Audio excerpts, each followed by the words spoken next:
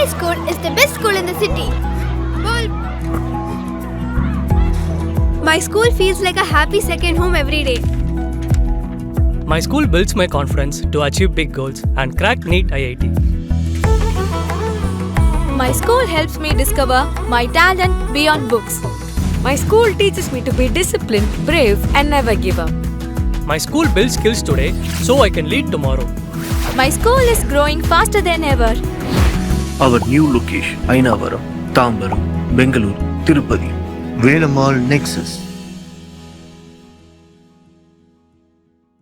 తిరుపతిలోని శ్రీ పద్మావతి మహిళా డిగ్రీ కళాశాలలో విద్యను అభ్యసిస్తున్న విద్యార్థులు పరీక్షల్లో అత్యుత్తమ ఫలితాలు సాధించేలా చర్యలు చేపట్టాలని టీటీడీ జేఈఓ ఏ శరత్ అధ్యాపకులకు సూచించారు.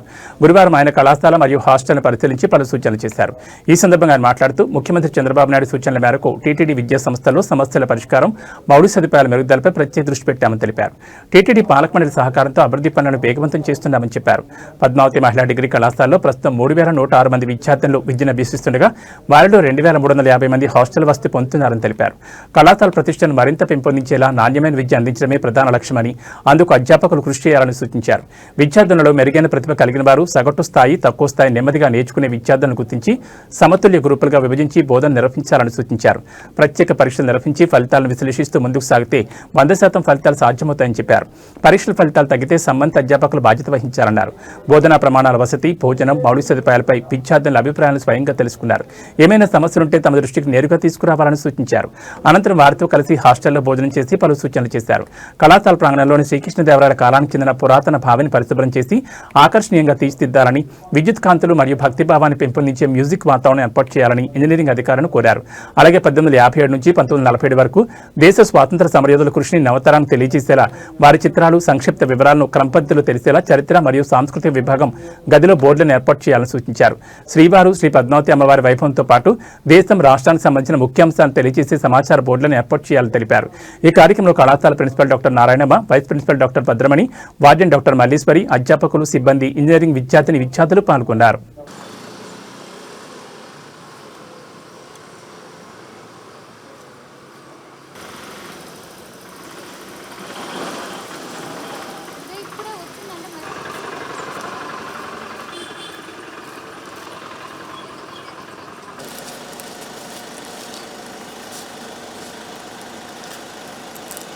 క్లాస్ 140 నుంచి స్టార్ట్ చేస్తాం. లైక్ మ్యాట్స్, మంకీస్ అవన్నీ వస్తున్నాయి సార్. ఉడతలు కూడా వస్తాయి.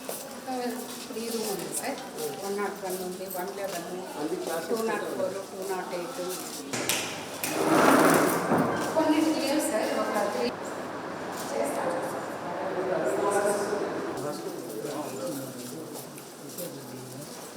ల్యాబ్ ఎక్విప్మెంట్స్ ఉన్నాయి.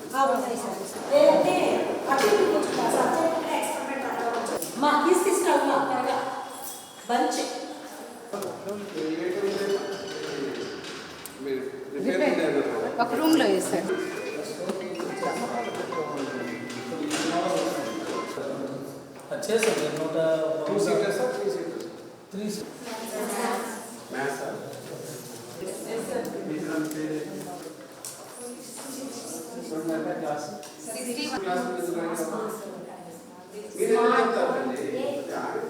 అది వాళ్ళకి అవసరం. ఫస్ట్ ఇయర్ నుంచి చదువుకునేది మాత్రం మీరే కదా. ఏదైతే కాదు, ఒక కాలేజీకి అసెప్ట్ ఉండాలి. వాళ్ళని అమ్మాయి రాయబడాలి కదా, ఏదో సమ్ డిగ్రీ టాపర్ అంతే కదా.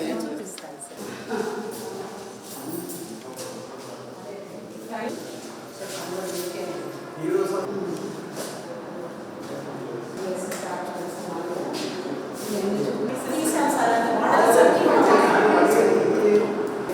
విశాఖపట్నం జిల్లా అరకు వ్యాలీ అని ఈ ఏరియాని ఇంప్రూవ్ చేయండి, లోపల ఏరియాని ఇంప్రూవ్ చేయండి కదా. వదిలేస్తున్నారు సార్. వీళ్ళు వాడుకోవట్లేదు కాబట్టి వదిలేస్తారు. ఇదంతా చేస్తే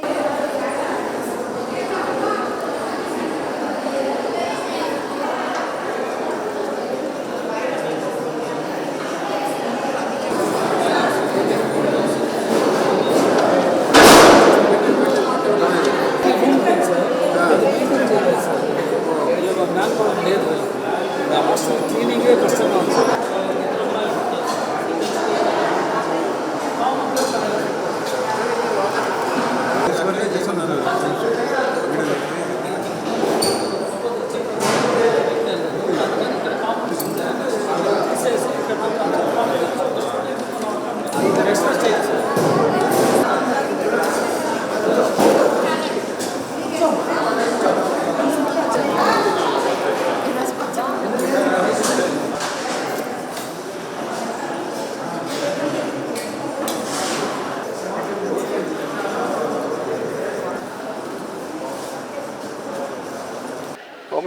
వెంకటేశాయ. ఈరోజు పద్మావతమ్మ డిగ్రీ కాలేజ్ ప్రాంగణాన్ని సందర్శన చేయటం జరిగింది. కాలేజీలో 3106 మంది విద్యార్థినులు చదువుకుంటూ ఉన్నారు. కాలేజ్ అనుబంధ హాస్టల్లో విద్యార్థులు విద్యార్థినులు. సో ఇక్కడ 2 కాలేజు హాస్టల్ 2 ప్రెమిసెస్ని సందర్శన చేయటం జరిగింది. గౌరవ ముఖ్యమంత్రి వర్యుల ఆదేశానుసారం ఒక సమన్వయ సమావేశం కూడా ఏర్పాటు చేయటం జరిగింది. నవంబర్లో వచ్చినప్పుడు సీఎం గారు వచ్చినప్పుడు ఆదేశాలు ఇచ్చారు. విద్యా సంస్థల్లో ఏమైనా ఇష్యూస్ ఉంటే వెంటనే వాటిని రిజాల్వ్ చేయమన్నారు. ఆ విధంగానే గౌరవ బోర్డ్ చైర్మన్ గారు, గౌరవ సభ్యుల వారి సహకారంతో ఇప్పటికే చాలా వర్క్స్ విజిట్ చేసి గుర్తించి త్వరలో అవి గౌరవ బోర్డ్ దాన్ని మంజూరు చేయడానికి అన్ని చర్యలు తీసుకుంటూ ఉన్నారు. దానిలో భాగంగానే ఈరోజు క్షేత్ర పరిశీలన కూడా మళ్ళీ వచ్చాం. సో అక్కడక్కడ చిన్న చిన్న హాస్టల్లో పరిస్థితులు కానీ, డైనింగ్ హాల్స్ కానీ, లేకపోతే డ్యూయల్ డెస్క్ కానీ చిన్నవి ఉన్నాయి. వాటిని వెంటనే చేయాలని అనుకున్నాం. ఒకటి, క్వాలిటీ ఎడ్యుకేషన్, ఉత్తమ విద్యని అందించడం అనేది చాలా ప్రథమ ఉద్దేశంగా ఉండాలి, ప్రథమ లక్ష్యంగా ఉండాలనేది చెప్పడం జరిగింది. అందరూ టీచర్స్ కూడా, లెక్చరర్స్ కూడా, all head of the institutes కూడా వాళ్ళకి చెప్పడం జరిగింది. సో క్వాలిటీ ఎడ్యుకేషన్ ఒకటి.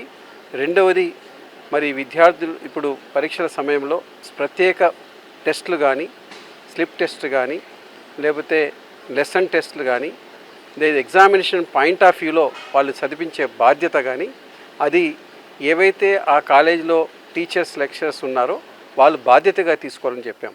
ఇదే కాకుండా పిల్లల్ని ప్రతి క్లాస్ను గ్రూప్ తయారు చేయమని చెప్పినాం.